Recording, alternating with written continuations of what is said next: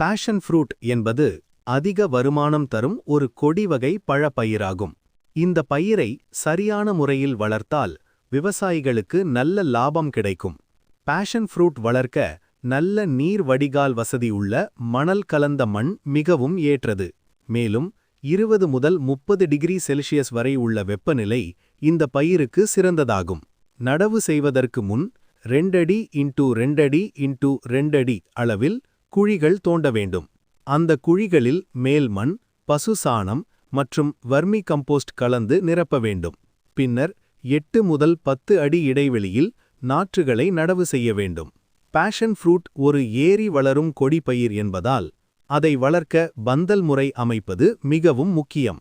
செடி வளர ஆரம்பித்ததும் முக்கிய கிளையை மேலே கொண்டு சென்று பந்தலில் கட்ட வேண்டும். பின்னர் கிளைகள் பரவி வளர்ந்து அதிக பூக்கும் மற்றும் பழம் தரும்.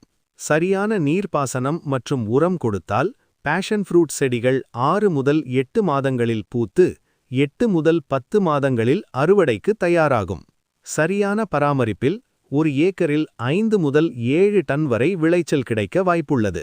அதனால் பந்தல் முறையில் பேஷன் ஃப்ரூட் சாகுபடி செய்தால் விவசாயிகளுக்கு நல்ல வருமானம் தரும் ஒரு சிறந்த பயிராகும். மேலும் விவசாய தகவல்களுக்கு எங்கள் சேனலை சப்ஸ்கிரைப் செய்து ஆதரிக்கவும்.